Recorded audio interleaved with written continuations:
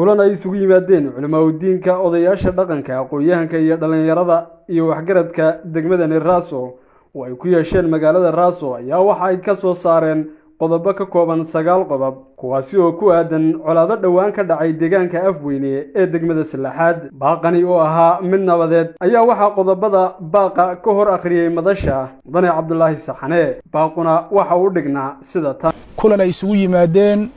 culimada odayaal dhaqameedka dhalinyarada iyo dhammaan waxgaradka degmada Raaso ee gobolka Afdheer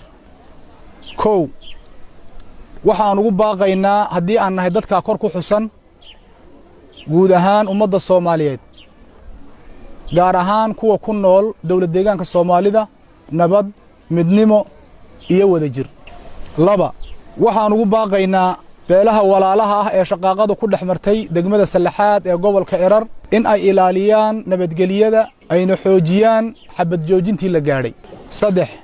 waxa aan soo dhaweynaynaa dadaalada nabadeynta iyo xal u raadinta ee ay hormuudka ka tahay dawladda deegaanka si loo xalliyo dhibkii ka dhacay aaga Salaxaad ee dadka walaalaha dhexmaray waxa aan ugu baaqaynaa beelaha walaalaha ah ee colaadu ku dhaxmartay in ay ka fogaadaan wax kasta oo keeni kara sii socoshada colaadaas wixii khilaaf ahna waa in lagu dhameeyo wada hadal waxa aan u mahadcelinaynaa guddiga ku hawlan xal u helidda arrintan ee ka kooban waxgaradka iyo haldoorka Soomaaliyeed waxa aan cadeynaynaa in aan taageersanahay dadaal kasta oo lagu raadinayo nabadgelyo waarta waxa aan ka soo horjeednaa ambaareynaynaana cid kasta oo ku lug leh kana shaqaynaysa sidii sii socoshada colaada dadka Soomaaliyeed ee walaalaha ah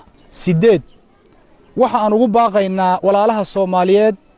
een ood wadaaga nahay ama aan dariska nahay walaaltinimo daris wanaag waxaan mar labaad ugu baaqaynaa ummadda Soomaaliyeed ee muslimka ah xoojinta iyo ku dhaqanka diinta islaamka Cabdi Dhaqane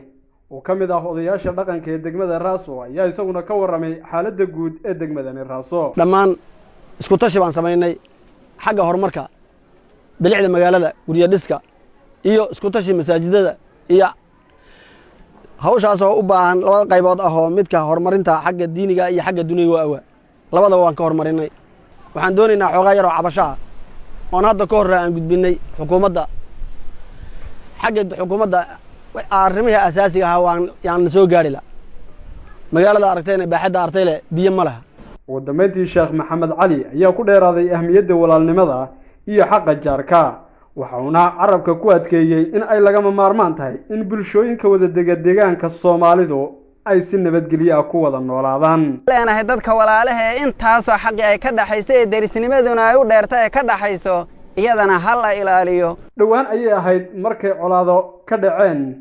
deegaanka Afweyne ee degmada Salaxaad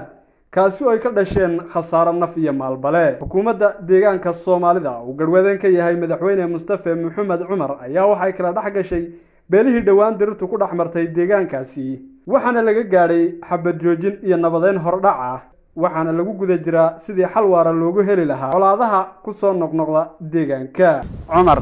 Maxamed Cali Cumar Dhago telefishinka Saab magaalada Raaso